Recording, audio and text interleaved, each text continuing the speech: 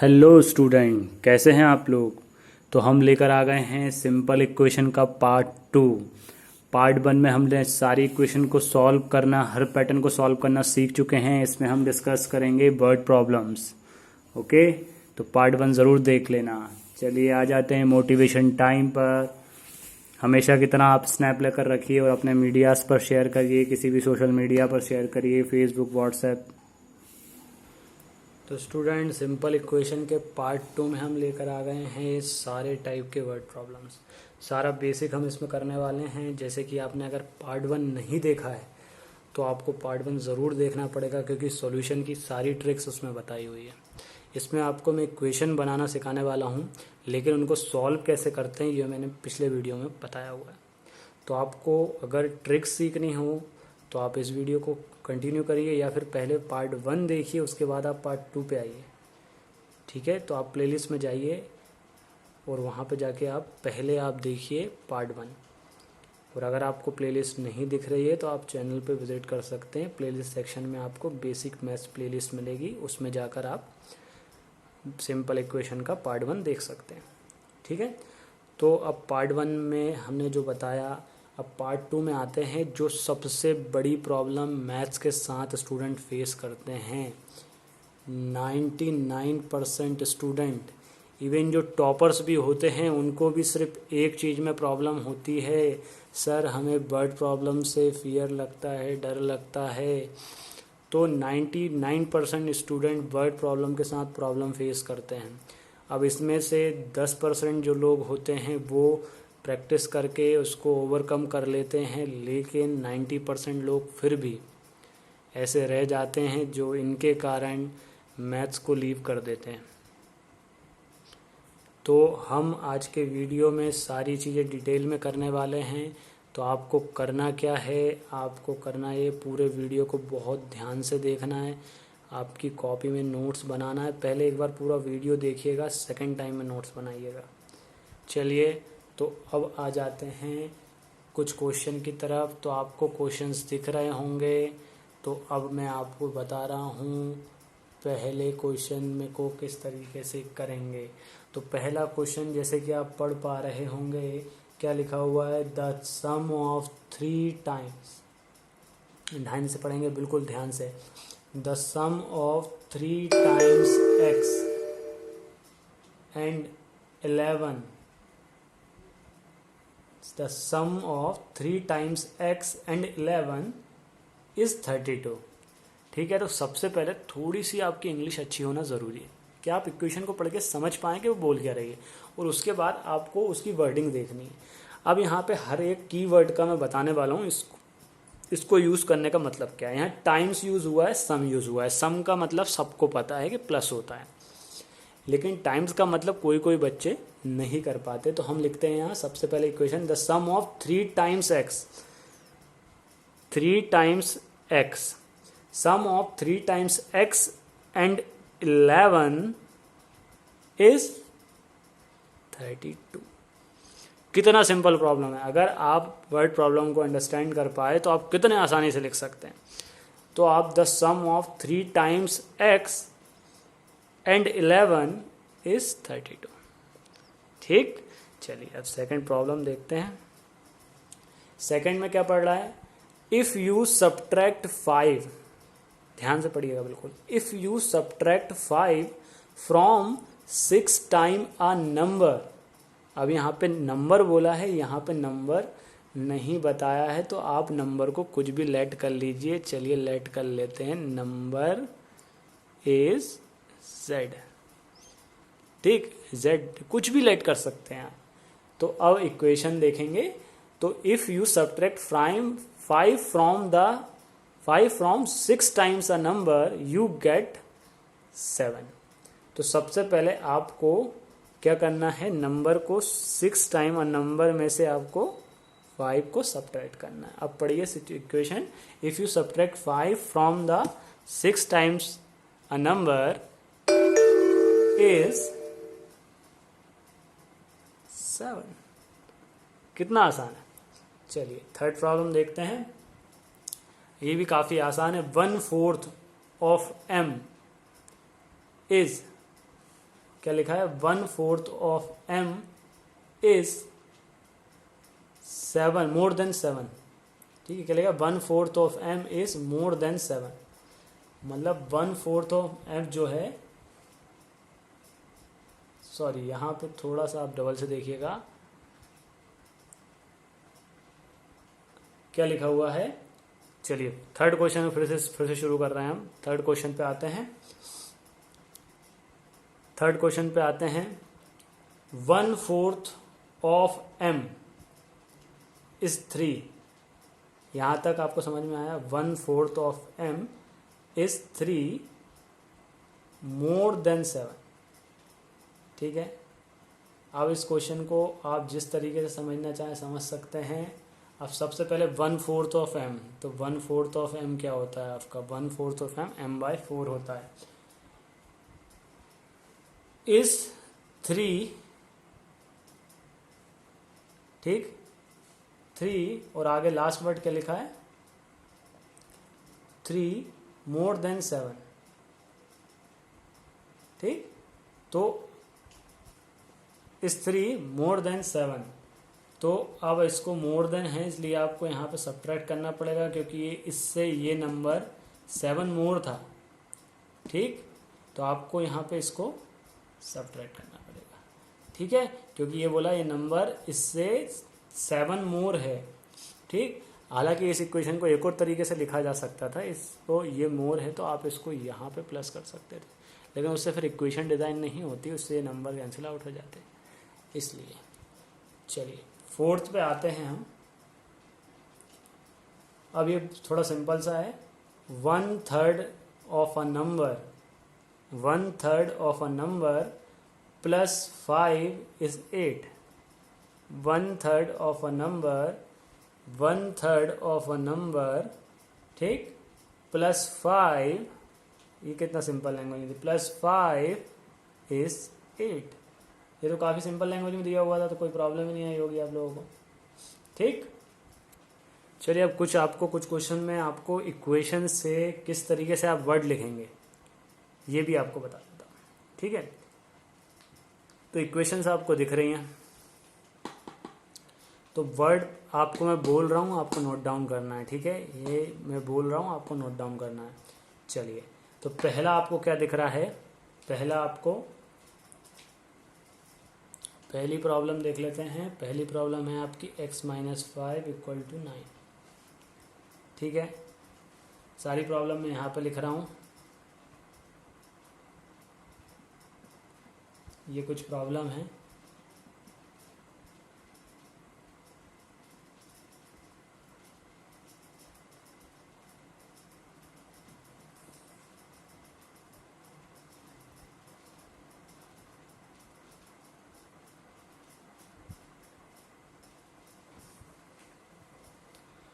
तो इन प्रॉब्लम को किस तरीके से वर्ड प्रॉब्लम में लिखेंगे, अभी पहले मैं एलेबरेट कर देता हूँ, फिर मैं यहाँ पे सॉल्यूशन डिस्प्ले कर दूंगा, आप नोट कर लेना, पहले एलेबरेशन देख लीजिए सबका।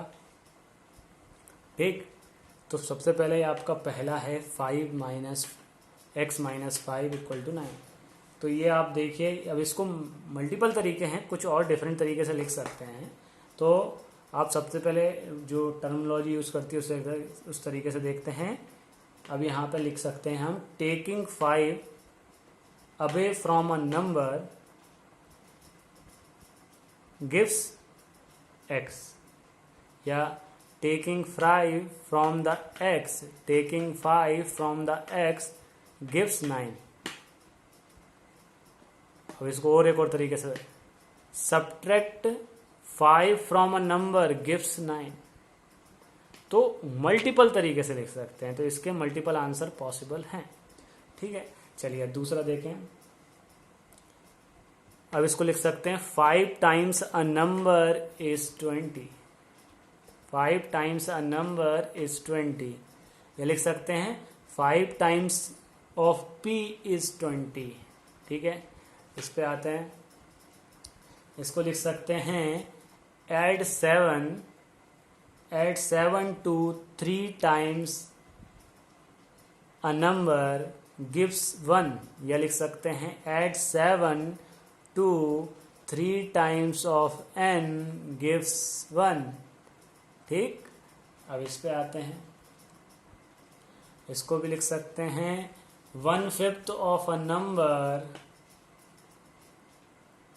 1/5 of a number is 6 more than by 2, जो हमने ऊपर क्वेश्चन पढ़ा था उस तरीके से लिख सकते हैं। अब और किस तरीके से लिख सकते हैं, और लिख सकते हैं आप you get 6 when you subtract 2 from 1/5 of a number m। ठीक, तो मैंने क्या बोला, इनको आप मल्टीपल तरीके से वर्ड्स में लिख सकते हैं। ठीक है, वर्ड्स मल्टीपल हो सकते हैं, लेकिन उन सारे मल्टीपल वर्ड्स को आप जब भी सॉल्व करेंगे तो आपकी इक्वेशन जिससे बनाया है आपने वही बनेगी।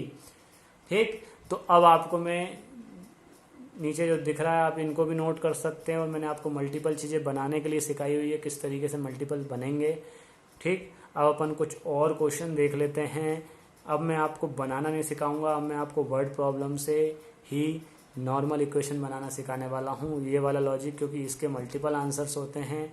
ठीक है, इसका तरीका आपने देख लिया है, अब इसके मल्टीपल आंसर हैं इसलिए इनको अपन नहीं करने वाले हैं। अब अपन जाएंगे किसके लिए, अब अपन जाएंगे वर्ड प्रॉब्लम से इक्वेशन बनाने के लिए, कुछ और प्रॉब्लम देखेंगे। तो स्टूडेंट आपको कुछ प्रॉब्लम दिख रही होंगी, तो अब इन प्रॉब्लम्स के हम क्या करने वाले हैं, अब इनके आंसर्स में लिखने वाला हूँ 1 बाय 1। ठीक है, तो सबसे पहले मैं फर्स्ट प्रॉब्लम का आंसर देता हूँ आप लोगों को। सबसे पहले पढ़िए उसको, क्या लिखा हुआ है, the sum of number x and 4 is 9। ये ऑलरेडी हमने जो बेसिक पढ़ा एग्जैक्टली सेम है, x + 4 = 9। इसमें कोई भी लॉजिक नहीं था, अभी अपन जो पढ़ चुके हैं उसी का क्वेश्चन था। चलिए दूसरा देखते हैं, टू सब्ट्रैक्ट फ्रॉम y, बिल्कुल क्लियर है, two subtract from y is 8, कोई प्रॉब्लम नहीं है। तीसरा देखेंगे, क्या लिखा है, 10 टाइम्स a इज 70, बड़ा ही सिंपल, 10 टाइम्स a इज 70, बहुत ही सिंपल। तो कितना आसान है सोचिए आप लोग। अब अगला देखिए, the number b divided by 5 gives 6, बहुत ही आसान। The number b divided by 5 gives 6। ठीक है, ये b है बेटा। ओके, अभी तक कोई प्रॉब्लम आई आप लोगों को? ठीक, तो ये सबसे पहले फिर से ट्रिक्स डिस्कस हो गई, किस तरीके से प्लस को बोलेंगे, किस तरीके से सब्ट्रैक्ट को बोलेंगे, किस तरीके से मल्टीप्लाई को बोलेंगे, किस तरीके से डिवाइड को बोलेंगे। अब फिफ्थ क्वेश्चन देख लेते हैं। फिफ्थ क्वेश्चन में क्या बोला है, 3/4 ऑफ टी, क्या बोला है, 3/4 ऑफ टी इज 15। तो 3/4 ऑफ टी मतलब इनडायरेक्टली मल्टीप्लिकेशन ही है ये, तो इसको लिखेंगे 3/4t इक्वल टू 15। अब देखिए स्टूडेंट, आपको एक काम दे रहा हूँ मैं, आपको क्या करना है, जो भी सिंपल इक्वेशन अभी मैंने बनाई है स्टार्टिंग से लेके अभी तक, ठीक, पिछले वीडियोस में हमने फ्रैक्शंस को सॉल्व करना सीखा, और इसके पार्ट 1 में हमने सिंपल इक्वेशंस को सॉल्व करना सीखा। तो उन दोनों वीडियोस के कॉम्बिनेशन से आप लोग सारी इक्वेशन को क्या सॉल्व करके मुझे x की वैल्यू, जो भी वेरिएबल है उस इक्वेशन में, उस वेरिएबल की वैल्यूज़ निकाल के बता सकते हैं। अगर आप बता सकते हैं तो आप ज़रूर कमेंट्स में आंसर दीजिए, ठीक है। और कोई प्रॉब्लम फेस करते हैं तब भी आप कमेंट ड्रॉप करिए। चलिए, तो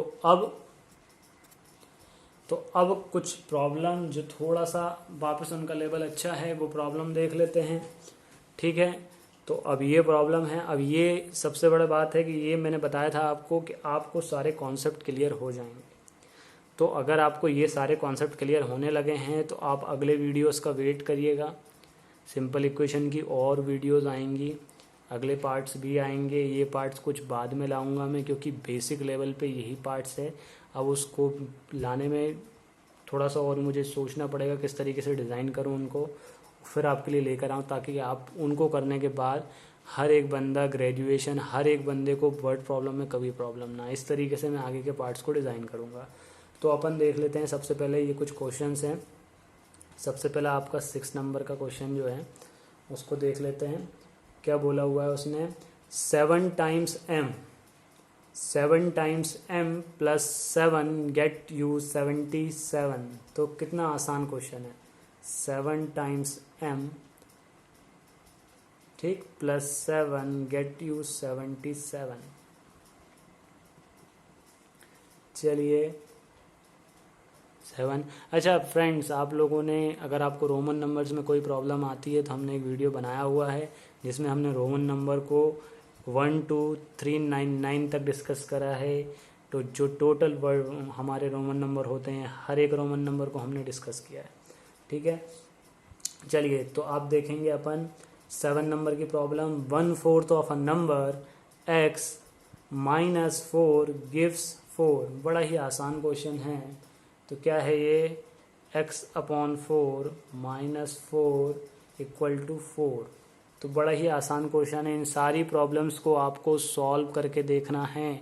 जो पार्ट 1 में सॉल्यूशन सिखाया है उसका यूटिलाइज करेंगे और इक्वेशंस को सॉल्व करेंगे। ठीक है, 8th नंबर देख लेते हैं। If you take away 6 from the 6 times of y you get 60। ठीक, बहुत ही आसान है। 6 टाइम ऑफ y में से 6 निकालना है आपको और 60 आपका आंसर आएगा। ठीक है, चलिए अब आ जाते हैं आगे। लास्ट प्रॉब्लम हमारे इस वीडियो की। If you add 3 to 1/3 of z, if you add 3 to 1/3 of z you get 30। तो क्या है ये, z/3 प्लस 3 इक्वल टू 30। तो प्रॉब्लम्स आपको, वर्ड प्रॉब्लम्स कुछ हद तक आप लोगों के क्लियर हो गए होंगे। आपका थोड़ा थोड़ा फियर भी कम हो गया होगा वर्ड प्रॉब्लम को लेकर। अब सबसे पहली बात है कि आपको ये कॉन्सेप्ट आने बहुत बहुत ज़्यादा ज़रूरी है। ठीक है, ये कॉन्सेप्ट आपको आएंगे तभी आप एक अच्छे लेवल की वर्ड प्रॉब्लम कर पाएंगे। तो आप ये बेसिक इक्वेशन को पहले बनाइए, इनमें आपको बिल्कुल फ्लुएंट होना है। उसके बाद अपन अगले वीडियोस, अगले पार्ट्स में सिंपल इक्वेशन के हम एडवांस प्रॉब्लम भी करेंगे। तो सबसे पहले आप लोग प्रॉपरली इस वीडियो को करिए, सारे प्रॉब्लम को सॉल्व करिए ताकि आपका सॉल्यूशन भी स्ट्रांग हो जाए इक्वेशन का। उसके बाद हमेशा की तरह आपको ये सारे के सारे वीडियोस, जो भी आप वीडियो देखते हैं हमारे चैनल पर, ये वीडियोस आपको पूरे के पूरे शेयर करने हैं अपने फ्रेंड्स के साथ, उनसे सब्सक्राइब की रिक्वेस्ट करना है और सारे वीडियोस को लाइक करना है। और थोड़ा सा इंटरेक्टिव बनाने के लिए कमेंट्स भी ड्रॉप करिए, मैं आपको रिप्लाई भी करूँगा हर एक कमेंट्स पर। और फिर से बोल रहा हूँ, अगर आपको मैथ्स के किसी भी पार्ट में कोई क्लियरिटी नहीं है या किसी पार्ट के आप वीडियो बनवाना चाहते हैं तो आप हमें ज़रूर कमेंट करिए। ठीक है, क्योंकि मेरा सिंपल सा टारगेट ये है, अभी मैं हायर क्लास के वीडियो भी बनाऊंगा, लेकिन मेरा फर्स्ट टारगेट है कि जो लोग मैथ्स से डरते हैं वो मैथ्स को लाइक करना स्टार्ट करें। ठीक है, हमारा एक और चैनल है द बूम इंडियन अकेडमी, उस पर हम एडवांस वीडियो बनाते हैं। ठीक है, इस चैनल को मेनली हमने इसलिए डिज़ाइन करा कि इस चैनल पे मैं आप लोगों को बहुत ही सिंपल वे में मैथ्स को बताऊं और आप लोगों में मैथ्स के लिए एक इंटरेस्ट जगाऊं। ठीक है, तो अगर आप बेसिक मैथ्स की पूरी सीरीज़ आप कर लेते हैं तो ये सीरीज़ आपको हेल्प करेगी। 10th में हो आप तो आपको 10th में हेल्प करेगी, आप 12th में हैं आपको 12th में हेल्प करेगी। अगर आप ग्रेजुएशन में हैं और आप किसी कंपटीशन की तैयारी कर रहे हैं तो आप कंपटीशन की तैयारी करने के पहले इस बेसिक मैथ्स पे कमांड ज़रूर कर लीजिए। अब इस बेसिक मैथ्स की सीरीज़ के बाद कुछ सीरीज़ और आने वाली हैं, जैसे एक आने वाली हमारी गवर्नमेंट जॉब के लिए एप्टीट्यूड रीजनिंग की एक प्रॉपर सीरीज़ आने वाली है। ठीक है, एक इंटरेस्टिंग सीरीज़ आने वाली है जिसमें हम educational and scientific fact discuss करने वाले हैं। उसमें आपको एक थोड़ा सा नॉलेज के लिए बना रहा हूँ मैं सीरीज़ वो, उसमें आपको मैं कुछ एजुकेशनल चीज़ें जो हुई हैं, जो साइंटिफिक चीज़ें हैं, जो बहुत बड़े बड़े फैक्ट्स हैं, उनको लेकर मैं एक सीरीज़ लाने वाला हूँ। वो सीरीज़ रेगुलर नहीं रहेगी, लेकिन उसकी वीडियोस लगातार आते रहेंगे कुछ कुछ दिनों के इंटरवल के बाद। तो वो सीरीज़ आने वाली है, उस सीरीज़ में भी आपको काफ़ी कुछ इंटरेस्टिंग मिलने वाला है। ठीक है, तो आपका सपोर्ट बनाए रखिए, सारे वीडियोस को लाइक करिए, और आपको कोई भी सजेशन देना है तो बिल्कुल कमेंट ड्रॉप करिए। ठीक है, क्योंकि आपके सजेशन से ही हम आगे बढ़ेंगे। जो आपका सजेशन रहेगा हम अप्लाई करने का बिल्कुल ट्राई करेंगे। तो चलिए फ्रेंड्स,